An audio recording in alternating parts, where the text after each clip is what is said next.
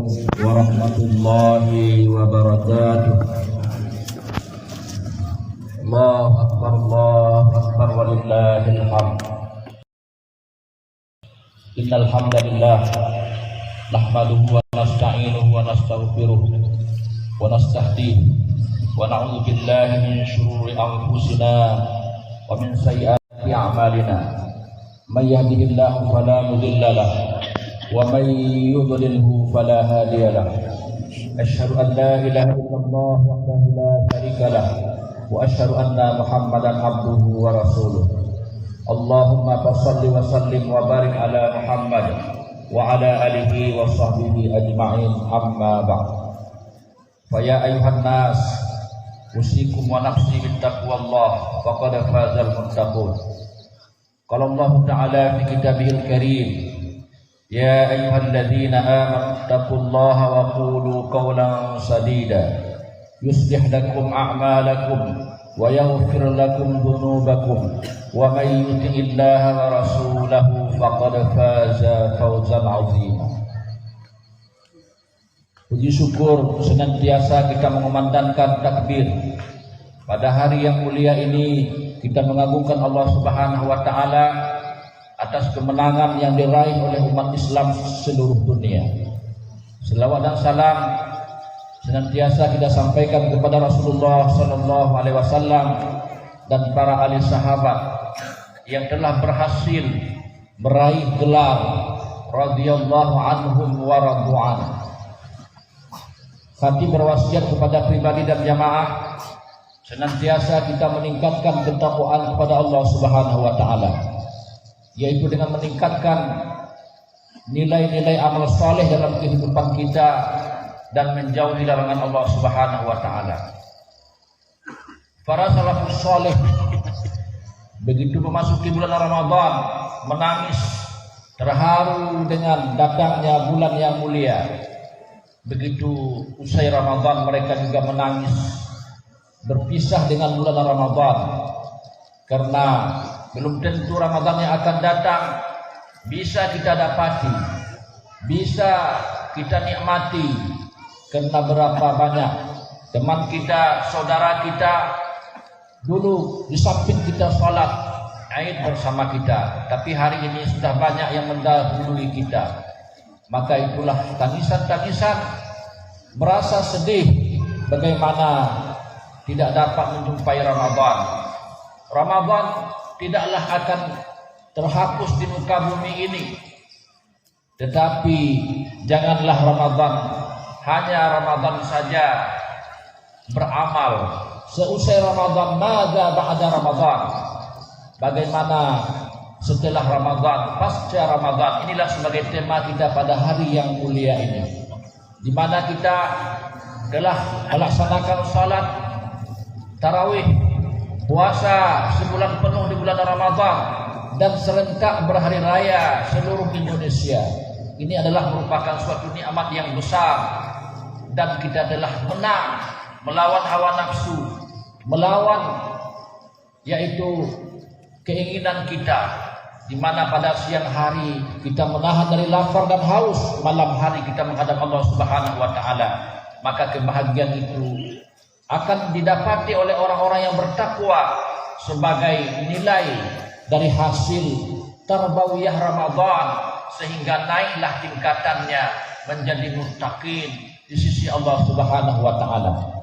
Dalam hal ini dapat kita ambil pelajaran setelah Ramadan, bagaimana orang-orang yang di pasca Ramadan bisa setelah Ramadan ini menjadi manusia yang semakin bertakwa, semakin takut kepada Allah Subhanahu wa taala, takut meninggalkan perintah-perintah Allah Subhanahu wa taala, takut mengerjakan yaitu larangan Allah Subhanahu wa taala.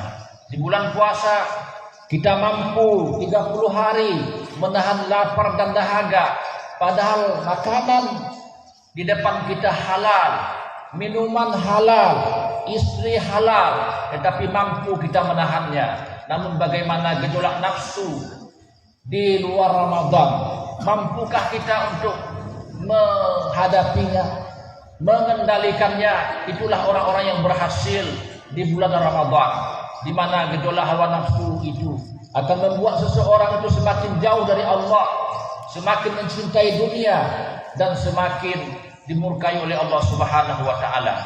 Maka ketika Habil dan Qabil, ketika itu Qabil ingin membunuh Habil karena dia kalah pertarungan di dalam kurban yang dipersembahkannya pada hari itu.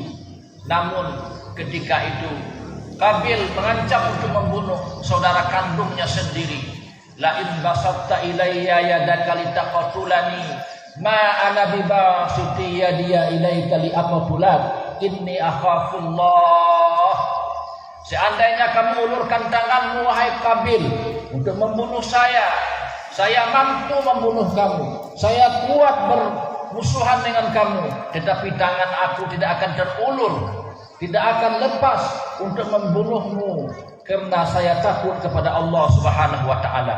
Maka nanti di hari kiamat, satu golongan manusia di antaranya mendapat naungan Allah Subhanahu wa taala, yang mana mereka berani mengatakan takut kepada Allah, yaitu rajulun, seorang laki-laki, seorang pemuda yang dirayu oleh wanita dengan HP, selingkuhan, video call dan sebagainya, sehingga dia mampu mengatakan inni akhafullah rabbal alamin, saya takut kepada Allah Subhanahu wa taala. Jadi tercermin dalam hatinya itu takut kepada Allah. Maka nanti di hari kiamat, seorang laki-laki, wanita yang dirayu oleh laki-laki yang berharta beruang, tapi dia mampu menolaknya dengan dasar inni akhafullah, maka mendapatkan naungan Allah Subhanahu wa taala. Ketika kita dalam kehidupan ini, di mana kita mampu untuk melaksanakan perintah Allah, mampu menutup aurat, kenapa tidak membuka aurat? Tidak membiarkan anak-anak kita membuka auratnya. Inni akhafullah, saya takut kepada Allah Subhanahu wa taala. Kenapa tidak bersalaman antara laki-laki dengan perempuan? Karena inni akhafullah, saya takut kepada Allah Subhanahu wa taala. Karena dalam hadis Nabi sallallahu alaihi wasallam menyampaikan, li ayyatina ahadukum min hadidin minan nar khairun min ayyal misa ma la yahillu lahu. Lebih baik seorang laki-laki itu menusukkan dengan besi dari api neraka di matanya daripada dia menyentuh yang tidak halal baginya. Maka halalkan dulu. Pacaran itu haram anak-anak muda, tapi bernikahlah, itulah yang dihalalkan Allah Subhanahu wa taala. Yang kedua, di mana kita bisa mengambil pelajaran dari hari Ramadan pasca Ramadan, yaitu menjadi istiqamah. Istiqamah dalam melaksanakan salat 5 waktu sehari semalam, di mana ketika itu kita diundang oleh Allah, dipanggil oleh Allah dengan Allahu Akbar, Allahu Akbar. Tetapi mampukah kita seperti bulan Ramadan? Jangankan salat fardu, salat tarawih saja kita merasa rugi untuk tinggal 1 rakaat masbuk. Tetapi setelah Ramadan, apakah masih kita memakmurkan masjid Allah Subhanahu wa taala? Innama ya'muru masajidallah man amana billahi wal yaumil akhir wa aqamas shalah. Hanya saja orang-orang yang berimanlah, orang yang memakmurkan masjid-masjid Allah Subhanahu wa taala. Maka kita lihatlah nanti setelah Ramadan ini, masihkah hati kita mampu untuk salat berjamaah? Karena salat berjamaah ini adalah merupakan sunanil huda. Ketika Nabi sallallahu alaihi wasallam menyampaikan dalam sebuah hadisnya, la yantahiyanna, berhentilah kalian untuk supaya tidak meninggalkan salat berjamaah. Berhentilah kalian untuk semoga tidak meninggalkan salat berjamaah. 3 kali diulang oleh Nabi sallallahu alaihi wasallam. Pada kali yang lain, la uhrikanna buyutahum, akan saya bakar rumah-rumah orang yang tidak mau salat berjamaah. Jadi begitulah kaum muslimin rahimakumullah, yaitu sebuah sifat rajulun qalbuhu mu'allaqun bil masajid. Seseorang itu boleh di kantor, boleh di ladang, boleh di sawah, boleh di tempat dia bisnis, tetapi hatinya bersangkut terpaut dengan masjid Allah Subhanahu wa taala. Sehingga para sahabat itu pekerjaan sehari-hari itu sebagai sambilan saja. Dia berusaha sebagai sambilan. Begitu datang waktu azan, rukonya ditutup, tempat dia berusaha ditutup, sehingga tidak mengurangi pelanggan kaum muslimin rahimakumullah. Maka suksesnya Abu Bakar Siddiq, suksesnya Abdurrahman bin Auf, mereka tidak sedetik pun untuk lalai dari perintah Allah Subhanahu wa taala. Terkadang kita sudah terbalik demi mengejar jabatan, mengejar pekerjaan, mengejar uang. Salat kita lalaikan. Maka oleh sebab demikian kita menjadi orang-orang yang rugi. Kenapa Bapak Ibu rahimakumullah? Karena salah satu nanti di hari kiamat yang mendapat naungan matahari sejengkal di kepala, kemudian bumi ini dipenuhi dengan pasir kering yang begitu panas terik matahari.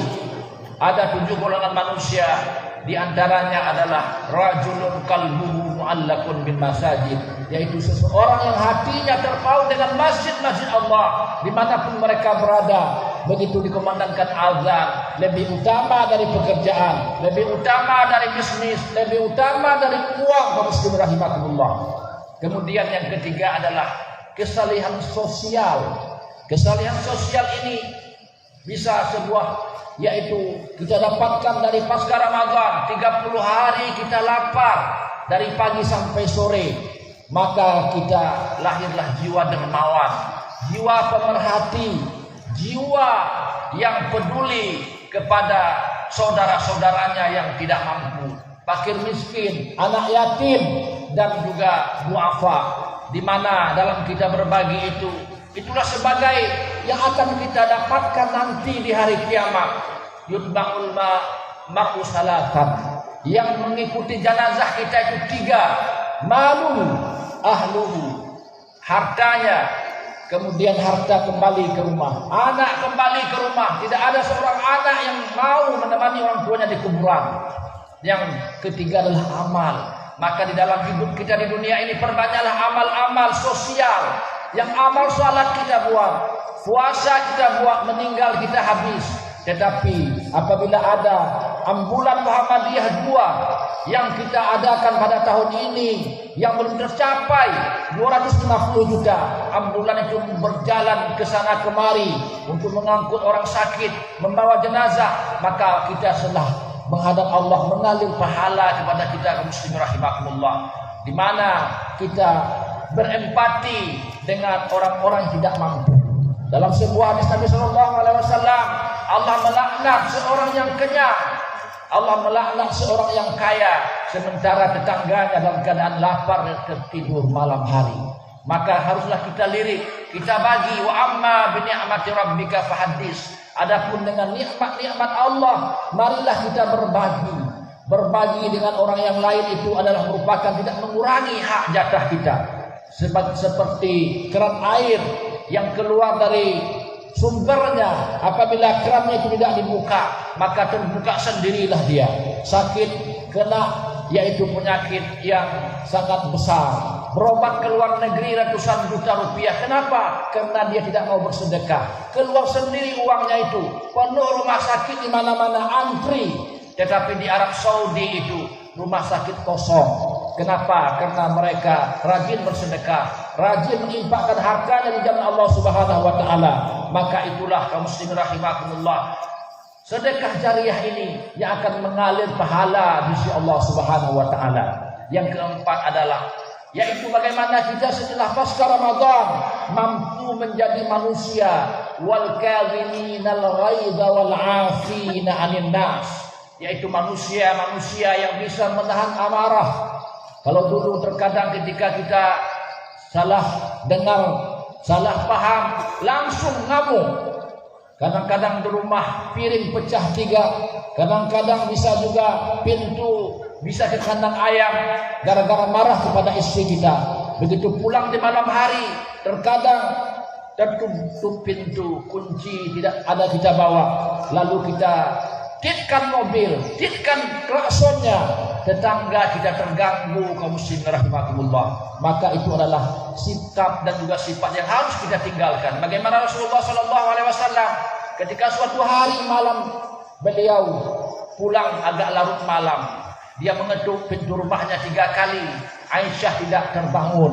Beliau tidur di atas sorbannya sampai subuh. Ketika waktu subuh Rasulullah tersenyum lalu minta maaf. Jadi bukanlah ini sifat yang sangat mulia kaum muslimin rahimakumullah. Maafkan aku wahai kekasihku. Begitulah sifat jiwanya, yaitu Rasulullah sallallahu alaihi wasallam. Maka orang-orang yang sudah pasca Ramadan ini dia lebih tidak mengedepankan emosinya. Wal kadhiminal ghaib laisa syadid, bukanlah orang yang hebat, yang kuat itu, yang berkoar-koar ketika kemarahannya itu memuncak. Walakinna syadid man amlaka nafsahu indal ghadab. Tetapi orang yang hebat, orang yang pahlawan adalah orang-orang yang bisa menahan emosi ketika dia marah. Tidak jadi marah, berwudu dia, kalau duduk berdiri tidur dia. Jadi begitulah yang dianjurkan oleh Nabi sallallahu alaihi wasallam. Wal afina 'anil nas, dan memaafkan kesalahan-kesalahan orang lain. Maka di hari yang fitrah ini kita kembali kepada kesucian seperti bayi-bayi yang dilahirkan oleh ibunya. Maka oleh sebab demikian, kalaulah ada kesalahan saya, kesalahan teman, kesalahan orang lain, lebih dahulu kita memaafkan. Diminta maaf atau tidak diminta maaf, kita lebih memaafkan. Wal afina 'anil nas, memaafkan kesalahan-kesalahan mereka. Pada suatu hari ketika Nabi sallallahu alaihi wasallam salat zuhur, keluar seorang sahabat, innahu min ahlil jannah, dia penduduk surga. Kemudian keluar salat subuh, innahu min ahlil jannah, dia penduduk surga. Ketiga kali, innahu min ahlil jannah, dia penduduk surga. Lalu Anas bin Malik, Anas bin Malik ini dia merasa cemburu. Kenapa dibilang Nabi sebulan ini ahli surga? Ahli surga, ahli surga, saya belum dapat sampai sekarang. Jadi itulah Bapak Ibu rahimakumullah, himmah para sahabat itu bukan himmah menumpuk harta yang banyak, mencari jabatan, menghalalkan segala cara walaupun dibayar dengan rupiah. Tetapi mereka adalah mencari keridhaan Allah Subhanahu wa taala dan surga.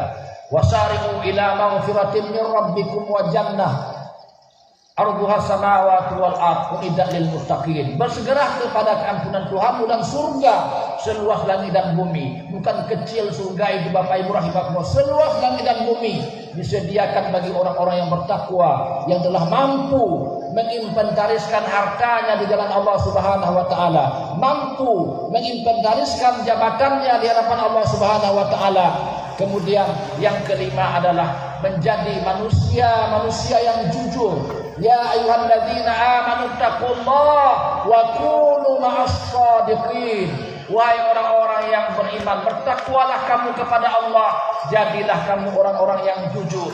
Jujur dalam perkataan, jujur dalam perbuatan, jujur dalam proyek. Nanti jangan sampai semennya dikurangi, maka sudah mencuri semen, sudah mencuri besi, sudah mencuri yang sangat-sangat besar kaum muslimin rahimakumullah. Maka begitu jugalah ketika pedagang, jangan kurangi timbangan. Kadang-kadang kita menimbang 8 on, ketika kita timbang untuk diri kita 11 on, itu terbalik. Maka kaum muslimin rahimakumullah, jujur itulah sebagai sebuah sifat As-Siddiq Abu Bakar Siddiq radhiyallahu an, ketika beliau masih hidup mendapatkan gelar dari Allah Subhanahu wa taala. Maka apabila kita sudah mampu jujur dalam rumah tangga, jujur kepada anak, jujur kepada sesama manusia, jujur juga di dalam hukum-hukum yang kita tegakkan, maka kita akan mengikuti langkah-langkahnya Abu Bakar Siddiq, Nabi dan syuhada dan orang-orang saleh. Kaum muslimin sedang jamaah Idul Fitri rahimakumullah. Mungkin inilah sebagai khutbah singkat yang dapat saya sampaikan pada hari ini. Semoga senantiasa kita pupuk terus ketakwaan ini, nilai-nilai keimanan, nilai-nilai amal saleh di bulan-bulan setelah Ramadan. Puasa 6 jangan kita tinggalkan, karena Nabi sallallahu alaihi wasallam bersabda, "Man shama Ramadan," siapa yang puasa di bulan Ramadan, "tsumma atba'u bi sittin min Syawal, fa ka'annama shama ad-dahr." Rawahu Muslim. Barang siapa puasa di bulan Ramadan kemudian mengikuti puasa 6 Syawal, maka dia puasa setahun penuh. Demikianlah yang dapat saya sampaikan. Kalau ada kata-kata yang salah dan janggal, marilah saya minta maaf kepada Allah Subhanahu wa taala.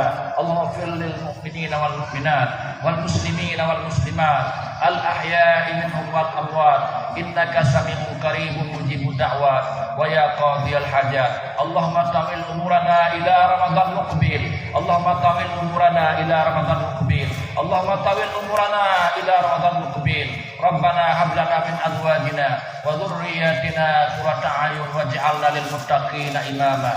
Ya Allah, ya Tuhan kami, berikanlah kepada kami kekuatan iman, kekuatan ketakwaan, kekuatan amal saleh kepada anak kami menjadi anak-anak yang saleh, istri yang salehah, dan begitu juga pekerjaan kami sukses, bisa untuk berbagi, bisa untuk berinfak di jalan-Mu ya Rabbal Alamin. Ya Allah, panjangkanlah umur kami sehingga kami dapat berpuasa pada bulan Ramadan yang akan datang. Ya Arhamar Rahimin. Rabbana atina fid dunya hasanah wa fil akhirati hasanah wa qina adzabannar.